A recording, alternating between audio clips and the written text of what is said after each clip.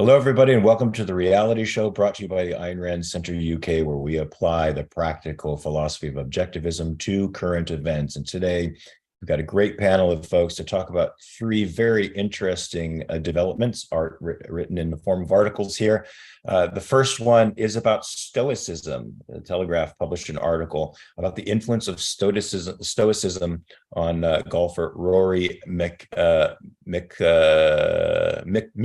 whatever his name is. Somebody can correct me later on. And about the revival of Stoicism in general as a philosophy for people to live by. There's been a number of people, modern philosophers and thinkers, updated the philosophy a little bit to make it more amenable to the modern mind, and it's finding purchase. It's finding purchase. And why is that? Is it good? Is Stoicism good? Is there something essentially wrong with it? We're going to talk about it here. There's going to be some folks on this panel who will really be able to pick it apart in an awesome way. So Rishi Sunak is at it again. He announced the Birmingham to Manchester high-speed rail line will be scrapped. And most media coverage on this has been very negative. But in these stories is a man who had to give up his home because the high-speed rail line was built right next to it. And it, of course, his property values plummeted. He could not take out loans to save his ailing business, which he also lost. And there's no recompense in sight, as far as I know. This swerves into the concept of eminent domain. Does the government have the right to do this kind of stuff? Is eminent domain good or bad? Is it sometimes good and sometimes bad? We're going to get into the particulars of that with our objectivist friends here. And today is the anniversary of Steve Jobs' death. He was widely admired, vilified as well. We're going to talk about what was good, what was bad about him, why he was such a great innovator. The article touches on some principles of his that I'm actually discovering in a book called Essentialism, which I think is actually very helpful.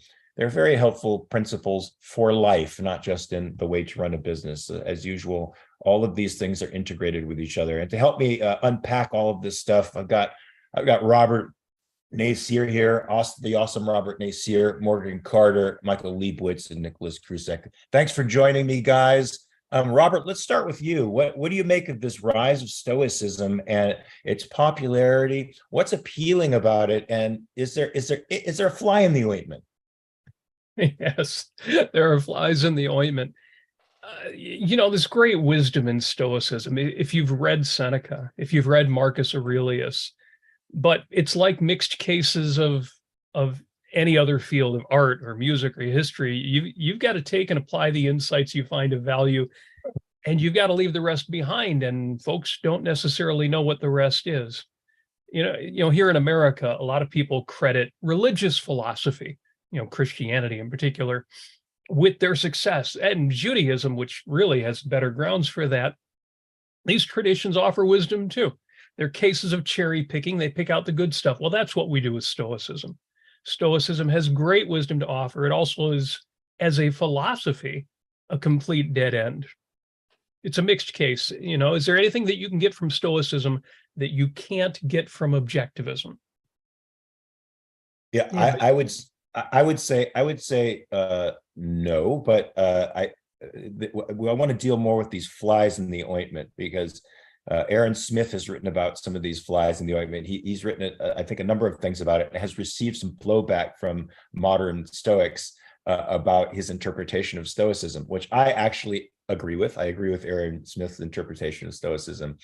Morgan, what say you? Should you just leave Stoicism as a philosophy behind, but steal the maxims from it that are actually very inspiring, but don't consider it as a philosophy, because it's not really an integrated whole? There's paradoxes in it that are unmarriageable. What do you say to this? And I also want to know why you think Stoicism is on the rise.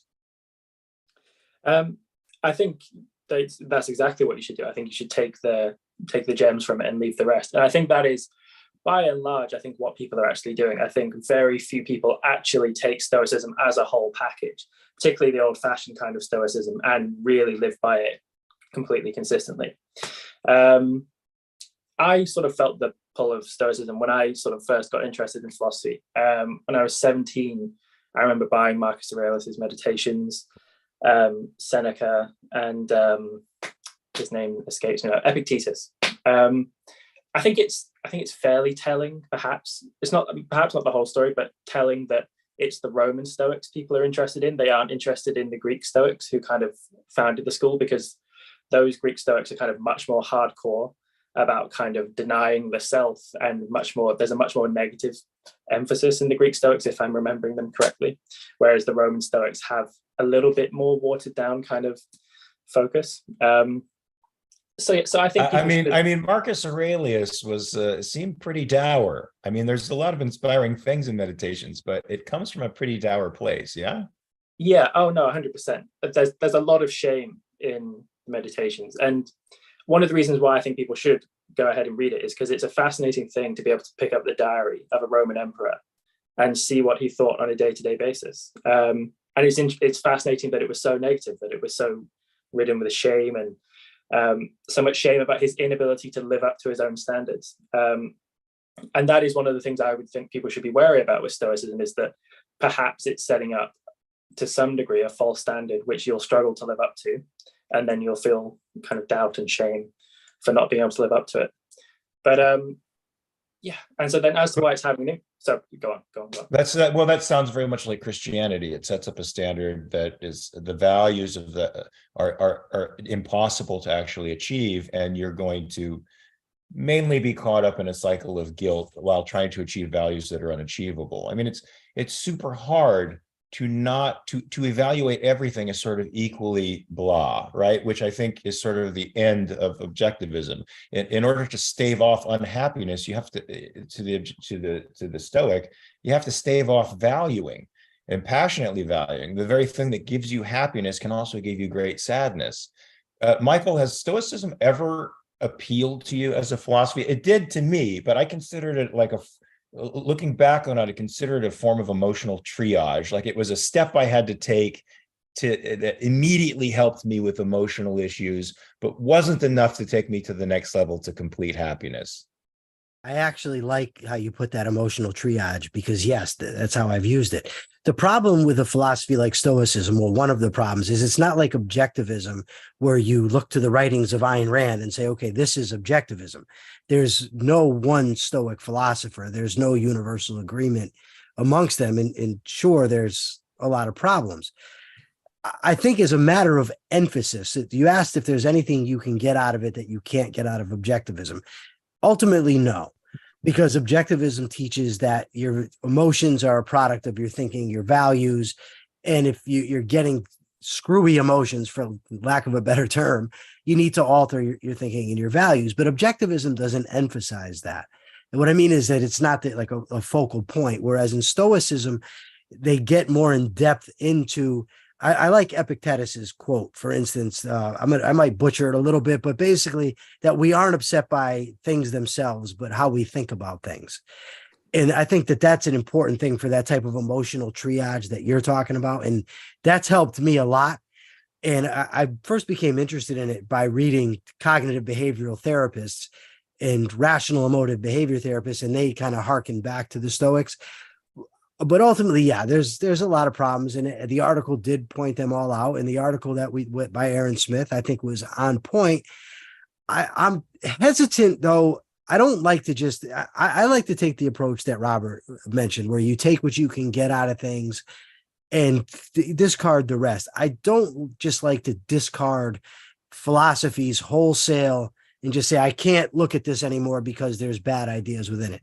Now, when it comes to something like a Christianity, it's a little different for me because it's so reliant on faith, whereas the Stoics at least wanted to rely on reason, right? They weren't relying on faith. They just were wrong in their conclusions.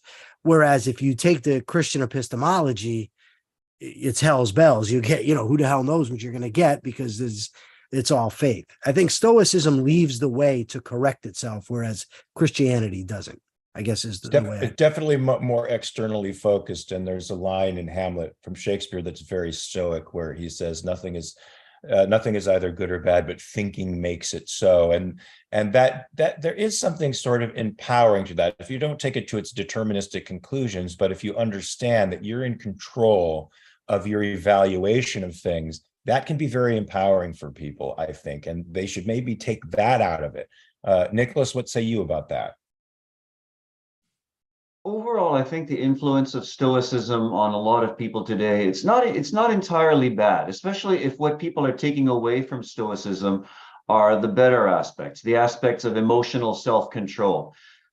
Right now, our culture is suffocating. We're suffering from carbon monoxide poisoning, and a lot of that poisoning has to do with rampant emotionalism, out of control irrationalism.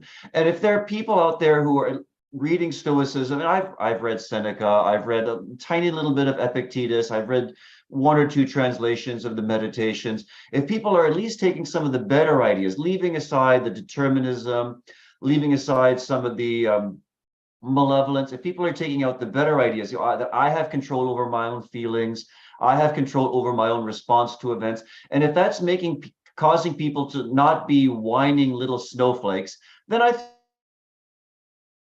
think, getting back to the original question, are there things that you can get from Stoicism that you can't get from Objectivism? I think not. And when I was reading a lot of Stoic writings, by then I was already familiar with Rand, I was already familiar with Objectivism. So there wasn't too much that I got out of the Stoic writings, but at least there are some ways that they put things about how you can respond to events that are genuinely valuable.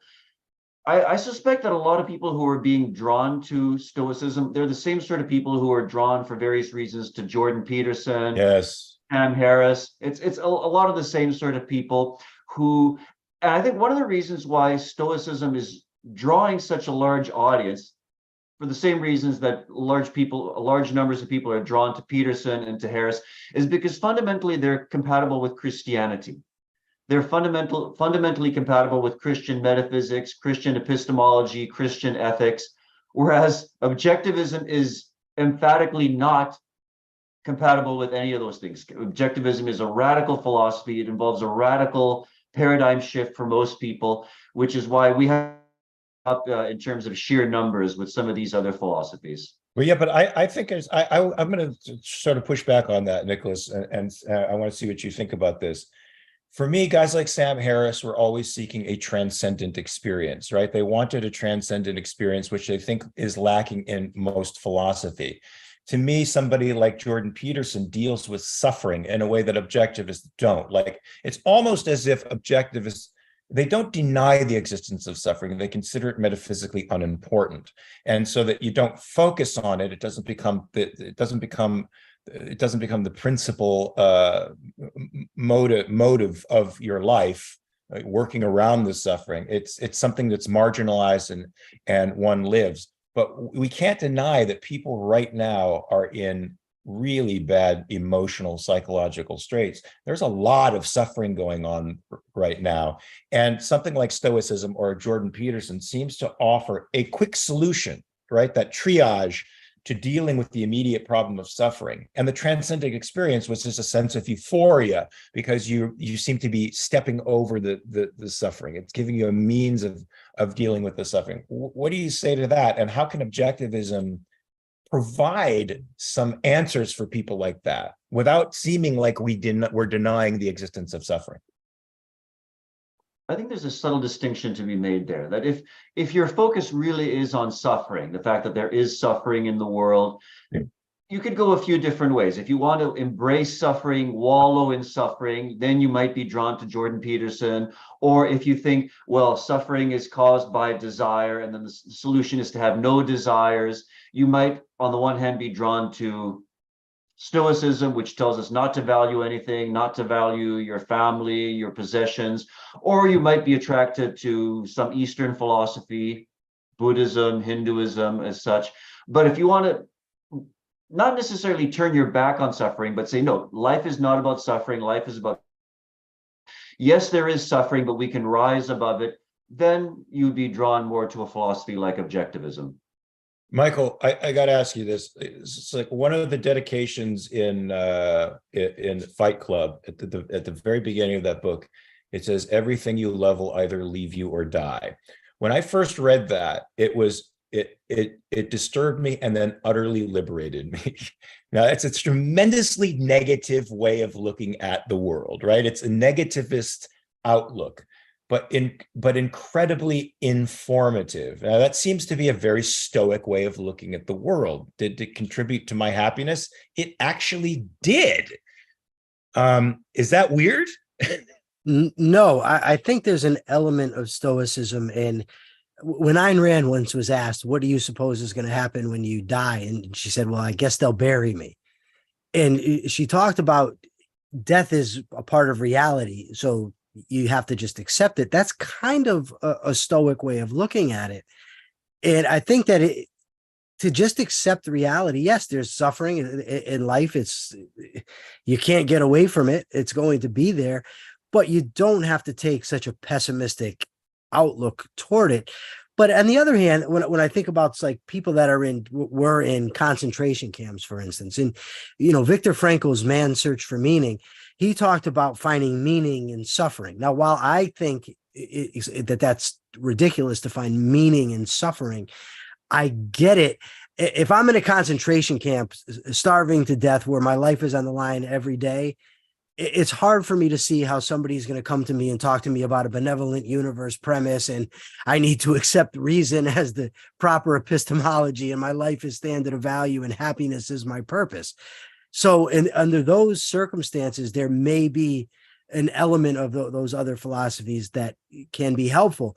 But I do want to say this, that one contribution that Stoics made was when it comes to rights theory, especially if you consider Cicero and the influence of the Stoics on Roman law. Now, by no means is their rights theory perfect or anywhere near it, but it does end up influencing perhaps John Locke. And I don't know to what extent John Locke ends up influencing Ayn Rand, but he certainly influenced the founding fathers. So there was positives there. Overall, no, but I think there were positives there, and they should be given credit for those positives. Especially, it's 2,000 years ago. I mean, you know what I mean? Yeah, when life was a lot tougher. One quick thing to what Michael just said. I just finished reading the new book based on Leonard Peikoff's course on his. He actually makes the point that Michael just made, that there was something in Stoicism, the idea of the metaphysical equality of men, which was something new. It was something new in the history of philosophy that you don't find in any of the earlier Greek philosophies. And Peikoff actually says that is one very important thing in Stoicism, which eventually went on to influence John Locke's idea about individual rights and eventually the founding fathers. So that's, aside from the idea about emotional self-control and you control how you respond to events, that's one concrete political idea that in Stoicism that was genuinely valuable. And I think partially passed on in Christianity too. There was the concept that we were all equal before God. We all could have a relationship with God. I think that was all a great step towards the individual rights that were eventually developed in our country, and I think elaborated on best by Rand. Robert, you have a show called Life on Earth. How do objectivists deal with suffering, which seems to be so prevalent in our culture? How do we take over the mantle of emotional triage from Stoicism, from Christianity, to help people bridge that gap between where they are now and where they ought to be or where they can be? There's why I think a lot of objectivists are drawn to Stoicism. I asked the question at the beginning of the conversation, is there anything you can get from Stoicism that you can't get from objectivism?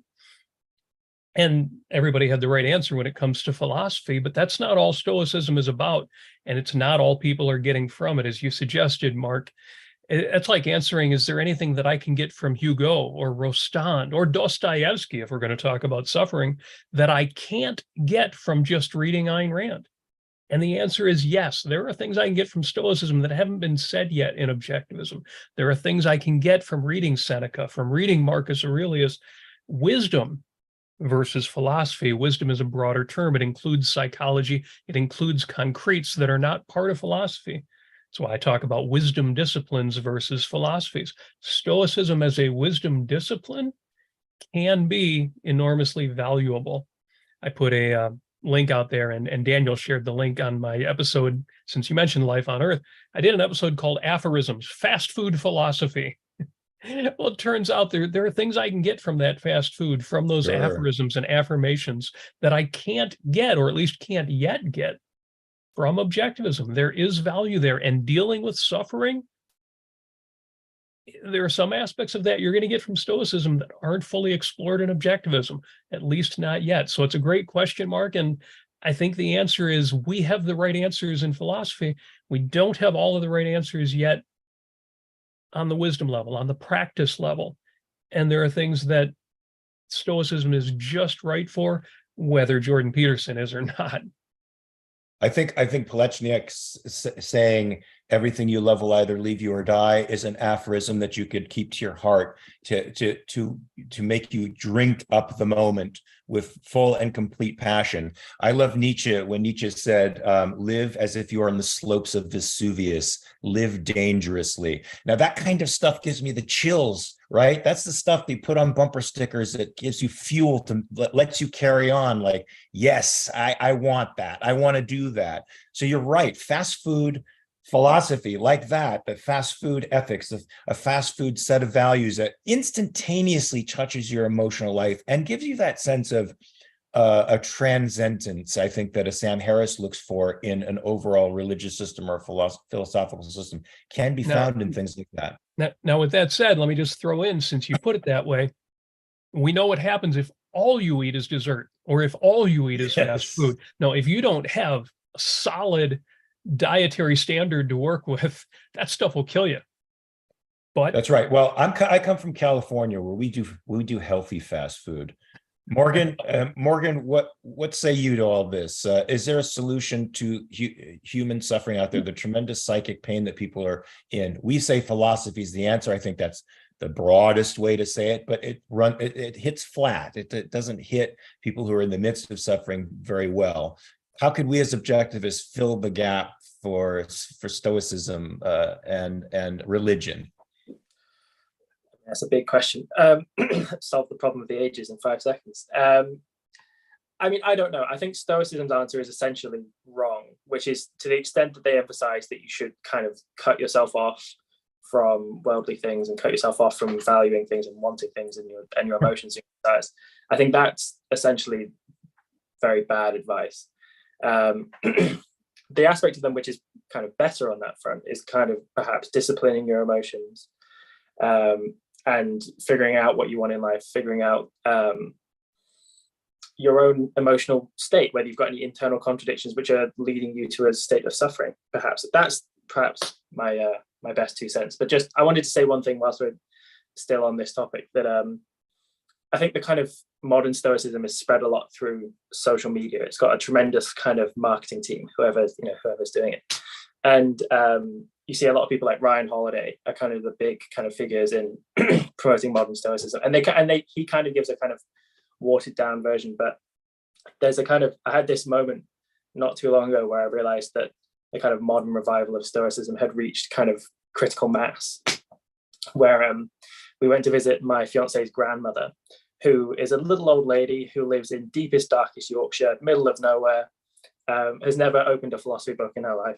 And we went to visit her and she said, I've been reading a new book. And she pulled out Ryan Holiday's book, which was like 101 Stoic sayings every day or something like that. Or maybe it was Massimo Pigliucci, one of them. I just had this moment where I was like, I can't believe that, everyone has read Stoicism at this point. And I guess I would point out that everyone has read Stoicism and the problem of suffering hasn't been solved. So even if it has some good advice, it hasn't got the complete advice. So with Jonathan Honig, we have $3.99. Thank you, Jonathan. Catherine with $1.99. Gail Parker for $5. Does Stoicism imply one evades reality to a certain degree? Well, I think so. I think if you have to separate, if you have to not value things or value all things the same because it's all sort of transient, it's all going to go away. You are evading a necessary ingredient to your life and to your fulfillment, right? We have to pursue values. We have to make choices. We have to discriminate between things as good or bad for ourselves at every level of our existence. To deny that, especially in the most basic ways, really does, I think, it is an act of evasion. Nicolas, do you agree with that? I agree. So, suffering is a metaphysical fact. Loss is a metaphysical fact. The only question that's within your control is what are you going to do about it? Are you going to wallow in it? Are you going to try to steel yourself from suffering by not valuing anything, not valuing anybody? Or are you going to try to get as much value and as much joy out of life as you possibly can? That's really what's within your control. I loved it when Ayn Rand's husband passed, when Frank Connor passed away. She said that, you know, he was the most important value in her life, but, you know, and it was devastating to her, but she loved life more. The idea that she could still persist and still carry on despite losing someone so fundamental to her. I think it's a study for all of us. We're all going to lose the most fundamental people to our lives.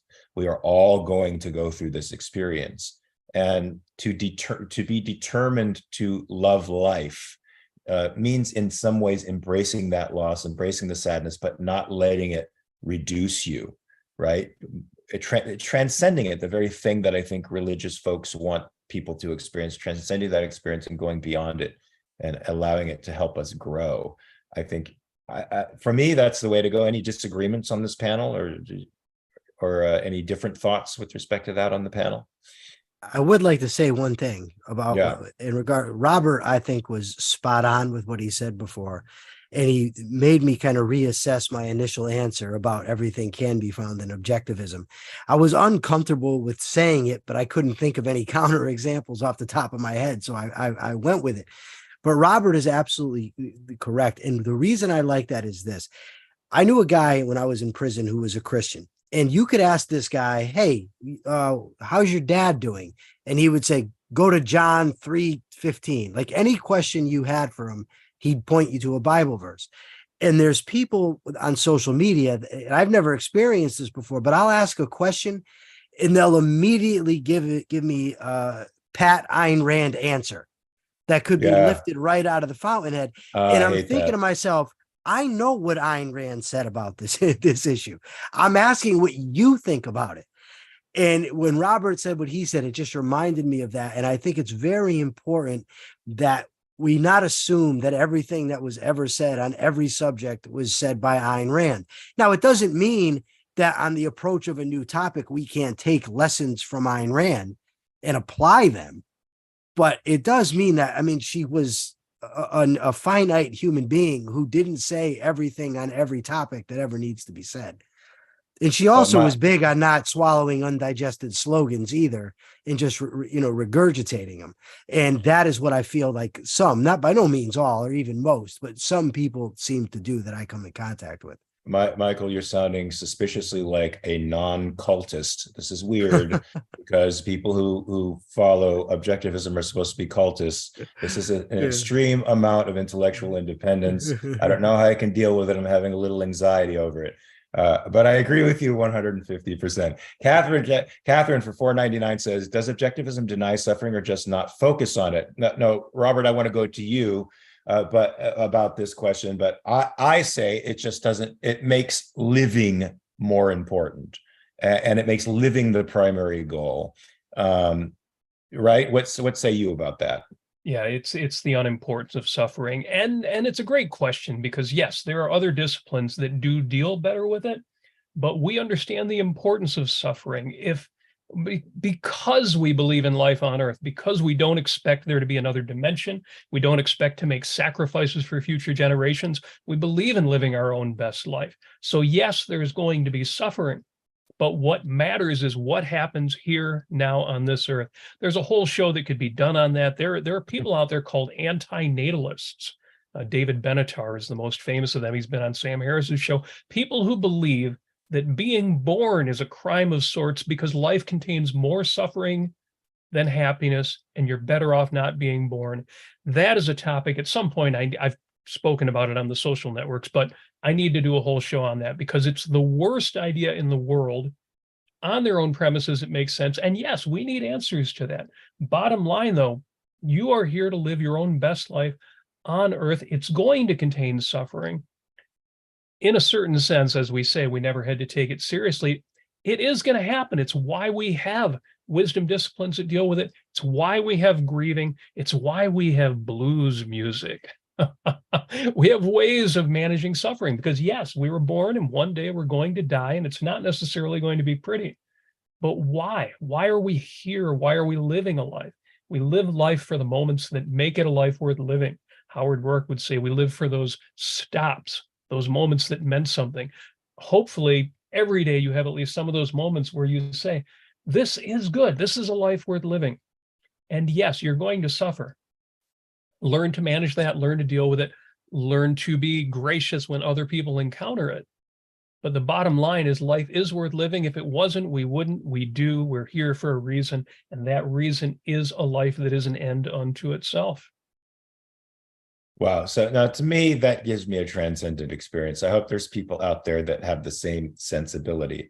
A little paradigm shift, folks. Life is not suffering as Buddha tells us. Life will contain suffering, but you have the power to manage a lot of that, especially if it's psychic suffering, provided you have normal brain chemistry, no dysfunction going on. You have the ability by paradigm shifts and perspectives and good philosophy, good, strong, reality-oriented philosophy to manage that. And that's the part of Stoicism I like. Knowing what you can and can't control is a very big issue because people spend a lot of time suffering over what they can't control and a lot of time ignoring what they can. Ashley shrugged. Is this stiff upper lip, man up sort of thing? Yeah, why not? I think that's good. That's an underrated concept, as provided it's not living in denial, but carry on with courage and strength and figure out what's causing the suffering and work to solve it. Michael, according to Daniel, our esteemed producer, you have been excommunicated from the objectivist community. How does that feel, you outsider, you anti-cultist? Well, I saw that, and I've already begun starting my own crew. So we might have to have a debate thing going on between my new group, which is going to be called the Ayn Rand Center, Enfield, Connecticut. And we can definitely get some debates going. Maybe I'll bring Morgan along with me. He looks like he might be siding with me on this issue, so he might have to come. Well, I don't want to invite myself to a party, but I would certainly like to go to. If you're excommunicated for that, I'm in. So let's get on to the UK and talk to our UK member here on the panel about this decision to scrap this high-speed rail that was supposed to connect the North and the South, right? Apparently, it was a 36 billion pound project. I'm sure it started out at like 10 billion and then just it escalated to all hell. And in the meantime, there's been some suffering that nobody seems to really care too much about. A guy who lost his home, his business, his entire life, and I don't think has any recourse to justice at the moment because the government wasn't building over his home, but near it. They did not think they should compensate him for any of the losses that he incurred. What say you to all this? What is this with this high-speed rail crap? We're getting this in California too. We should be building aquifers, water storage, desalination plants, and instead we got these stupid politicians who want to, make a high-speed rail from Bakersfield to frickin' San Francisco. What's going on here, man? Well, in this particular case, what the Conservative government have been doing is, when they came into power in 2010, they were really trying to seem like they were the good guys because they had this image of being nasty and not very nice. Kind of behooves, but someone famously described them as the nasty party. And a lot of that was associated with class snobbery and all this kind of stuff. North versus South is famously a kind of theme in English history. And what they wanted to do, because the UK is so London focused, this was something I mentioned on the show a few days ago, is there's a huge disparity in public investment in the UK. So for every £56 that's invested in London, £1 is invested outside of London. So North, Southwest, Scotland, Wales, whatever. So there's a huge focus on London. And what they wanted to do was to try and develop those areas outside of London, which have kind of become dead ends. So the north of England used to be hugely prosperous back in the 19th century. It was kind of the heart of the Industrial Revolution. And then in the last, let's say 50, 60 years after World War II, there's just been lots of decline. Opportunities moved elsewhere, people have moved out, not much opportunity has come back in. There's a lot of social problems to do with drugs, teen pregnancies. There's tensions due to immigration into those areas, and the people who live there don't really like that. And so what the Conservative government wanted to do was to try and develop these areas. And so high-speed rail was one of the ways they were going to do that, because this was apparently going to help with the economy. It was going to help people commute to get jobs and all this kind of thing. And it's been one of these promises that's just gone on and on and on, and it's taken a long time to build it. And then with the Conservative Party conference, which has been going on for the last week, Rishi Sunak's been avoiding the question of whether it's going to be cancelled, because it was leaked to the media that maybe they were going to cancel it. And as one of his big three kind of promises that come out of the conference, he's announced that he is going to cancel it. So there's just a big backtrack that's going on. And you're quite right, Mark, this has kind of been a black hole for money, where they've just ended up throwing more and more and more of it. And I presume, to be fair, probably the reason why he's cancelling it is because probably the costs are going to spiral on and on and on. Hey, it's not their money, Morgan. They don't have to worry about it.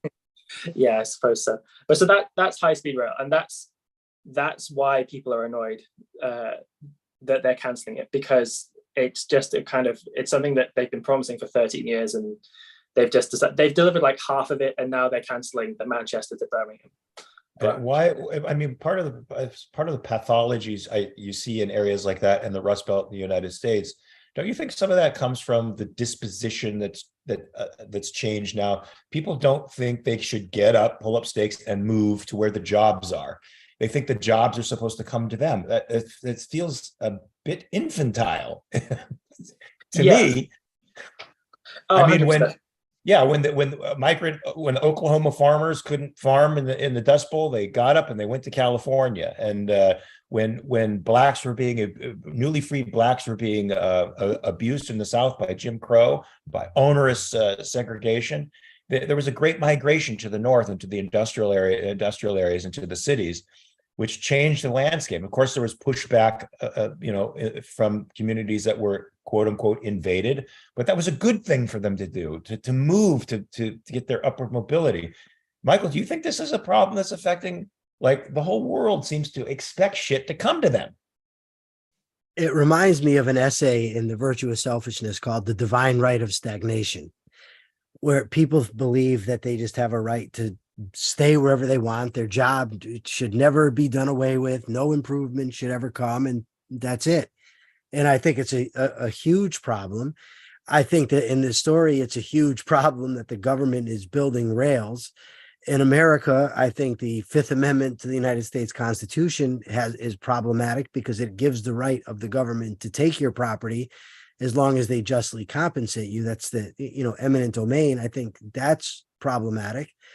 Our former president, Donald Trump, agreed with the Supreme Court that eminent domain should be extended, so you can now take private property and give it to private companies.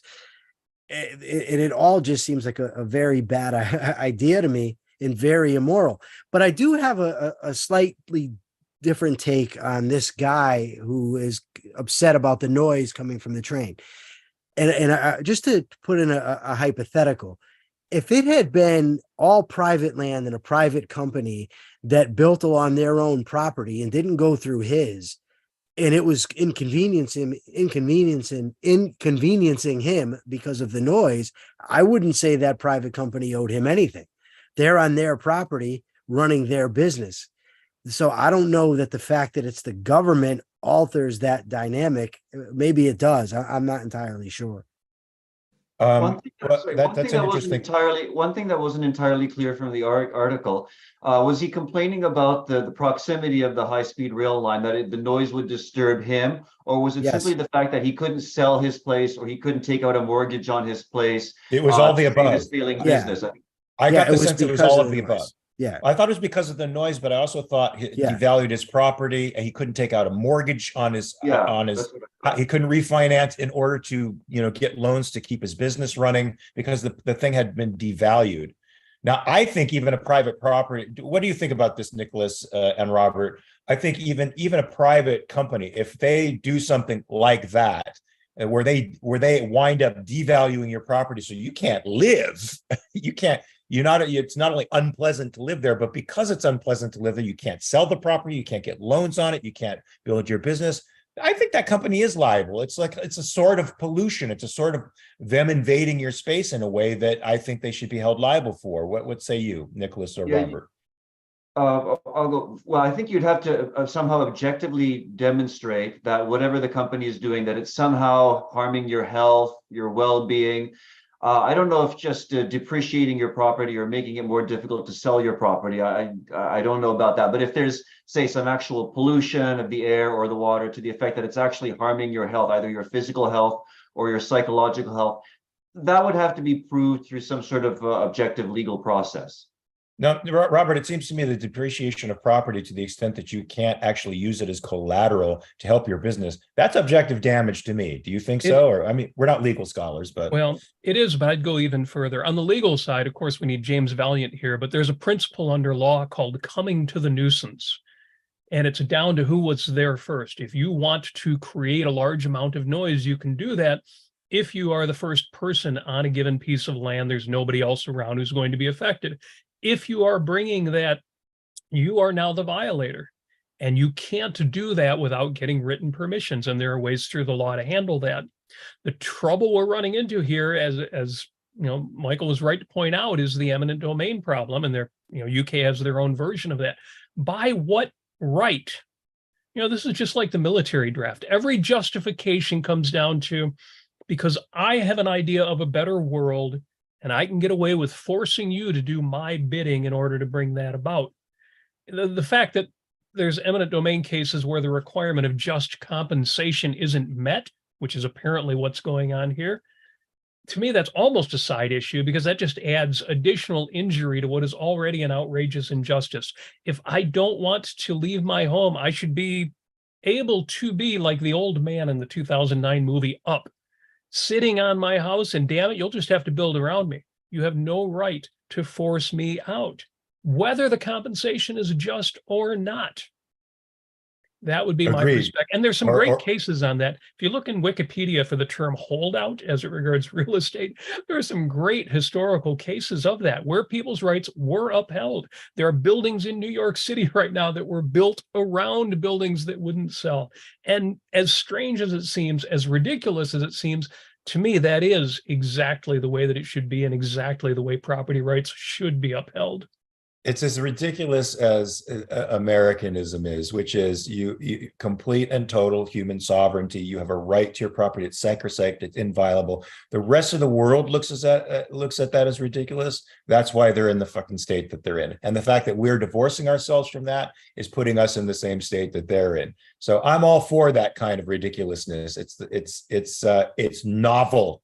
It's novel in the history of civilization, and if I could put an asterisk on that, because I know there are people watching and listening who are saying, well, but in some of those cases, like in New York City, millions and millions and millions of property value was lost. Dollars were lost because this one guy wouldn't sell, and the development couldn't happen, and these things couldn't happen. The guy didn't get the money either. It was all lost.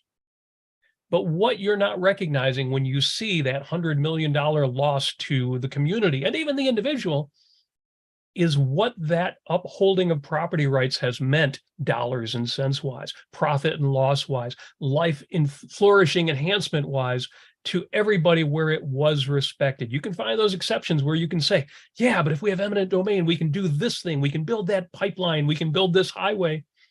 But for every one case, you can say there was damage done by that one holdout. Unbelievable amount of good was done. Mark, as you say, Americanism, unbelievable amount of good was done by that respect for property rights everywhere else.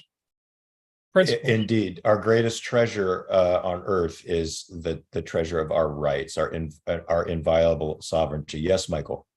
I just wanted to touch back on the property value loss that you were talking about earlier because of the train, because that is one of the justifications used for zoning laws, that if you allow people to own a business, they build this, it's going to drive my property down. If you allow somebody to build a 3-family house, it's going to drive my property down.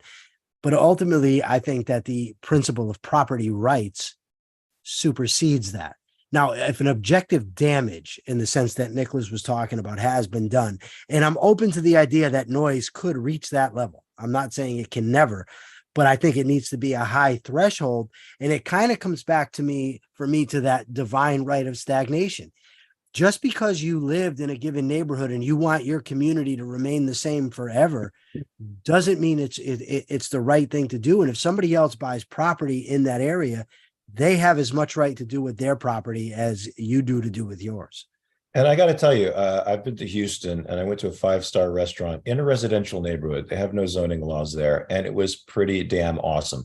Very unusual for me to go into an area like that where there's no zoning laws and see homes around me and go into a home that was actually a 5-star restaurant.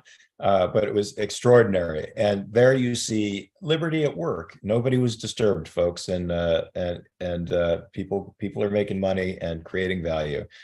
Catherine gives us another $4.99. Love this show. Takes objectivist principles off the page and applies to real everyday life. Thank you, guys. Thanks, panel. Yes. Did you want to say something, Robert?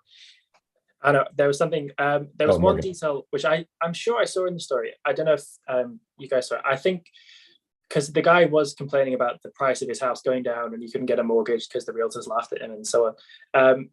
The detail that I thought really made it a clear-cut case was that he said that his property was no longer accessible because part of the building works meant it was cut off so he could no longer access it.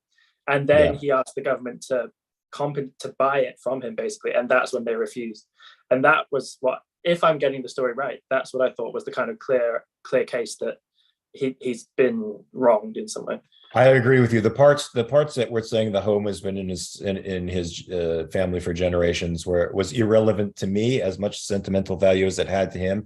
It was that the government really fucked him, right? They cut off his property. They lowered the value of it. He couldn't run his business anymore because he couldn't use it as collateral. They devalued it. They should compensate him for all of that loss because that's pretty screwed up. And we all agree eminent domain has got to go. And guys like Trump have used it their entire business lives to kick people out of their homes so that he could put in that skyscraper or that casino or that special thing that the community decided was more valuable because it would bring in tax dollars. In other words, it would feed the political class. And I'm sorry, I want to starve the political class. I don't want to feed them.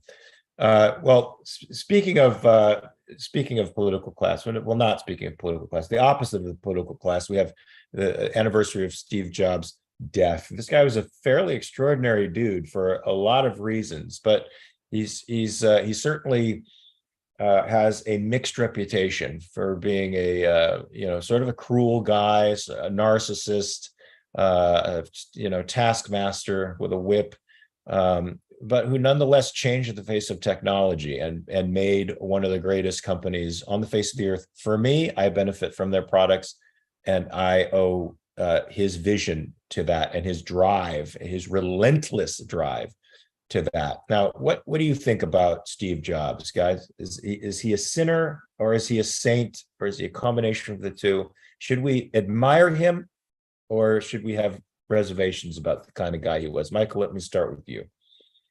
I personally admire him. I couldn't be like that, but that doesn't mean there's something wrong with it. I mean, his, narrow-minded focus, as the story described, he sets up these little tests for people, and if they don't meet the test, he says, "You're done. I don't want anything to do with you." I think that's kind of what it takes to be successful at that level, is you have to be absolutely ruthless with your vision and with your time. I don't have that. I don't want to have that. I don't need that level of success. But like you said, we all benefit from it. And not that should have been his goal, but I don't see anything wrong with it, especially because these are voluntary relationships. It's not like people are forced to go work for Steve Jobs and then get talked to in this way. They have the similar vision. They want to get this stuff done too. And he's their leader, and they chose to stay with it. So, and I don't see anything wrong with it. Now, that's about all I know about him. If something comes up in his personal life, he's into some weirdo stuff, I'm not defending that. But based on what I read, I think he's fine. Robert, do you think Steve Jobs was a hero? Oh, definitely. And Michael, as usual, has the right idea. We did a whole episode on life on Earth just a few weeks ago called "When the Hero and the Villain Are the Same Guy." And, what do you do with mixed cases like that? In this case, the mixture is mostly hero. And I don't care about the weaknesses, about the failings. I don't need heroes in order that I can pick them apart and try to remember there was a little bit that wasn't perfect there. No, Steve Jobs, lived an extraordinary life. He had his failings. You could even argue that his early death was due to his failings about accepting modern medicine. The role of heroes in our lives, oh my God, he fulfilled that entirely. And what he did for our lives in terms of technology, irreplaceable, unbelievable. He lived a life less ordinary, though, on the hero's level as inspiration. He lived large. He achieved great things, which we should all do. We should all, we shouldn't ignore modern medicine. Maybe we shouldn't berate our coworkers or our subordinates. Doesn't matter. We should all live a life less ordinary. We should all be a little more like Steve Jobs. And as Mike said, if he was abusive to his staff, I've had abusive bosses. The solution is either you resolve that issue or you quit. You get to leave. This is America. We get to leave when somebody's a jerk. No, he was worth working for. It was absolutely worth it. And I put him entirely in the hero column, even though if people say, well, wasn't he mixed? Yes, he was mixed. Total hero. Nicolas, do you agree or disagree? I sympathize with Steve Jobs because I've been in situations where I've been in charge of large numbers of people in my previous life as an orchestra conductor. And to be honest, I did abuse people. Sometimes if I would get really worked up in rehearsal, something wasn't going well, I would swear at people, I would yell at people. Pretty much everything that Steve Jobs did, I probably was guilty of that at various times. And the first thing to remember is the people who worked for Steve Jobs chose to work for him. They weren't being forced. They weren't slaves. They were choosing to work for his company. They were choosing to put themselves under his management. It was a free choice. And so whatever relationships he had with his employees, with his subordinates, that's strictly between them. I don't consider that to be any of my business. But I can certainly sympathize with his lack of patience with bozos, with people who are lazy, with people who do not have the same commitment to perfection. I've been there, so I can certainly understand where Steve Jobs was coming from. I think one should always lack patience for bozos. Bozos suck unless they're in grease paint, and they're playing, making balloons for kids. Then in that case, they're marginally okay. But in most cases, I think any clown you should really be wary of. I'm going to post that on Facebook. We should have no patience for bozos. Morgan, do you agree? Was Steve Jobs a hero or a villain or a mix of the two? He's someone that actually I've only come to admire fairly recently, just because I didn't know too much about his life until fairly recently. I watched the film that Danny Boyle made in 2015, just probably about a year ago, which I think was that with Michael Fassbender? Yeah. And good actor. Yeah, it was a criminally underrated movie, I thought, because apparently it didn't do very well at the box office, but it's absolutely fantastic. If anyone Danny Boyle, by the way, is one of my favorite directors. One of these days, I'll tell you a story. I crashed an audition for Sunshine, which is a very underrated sci-fi movie that he made.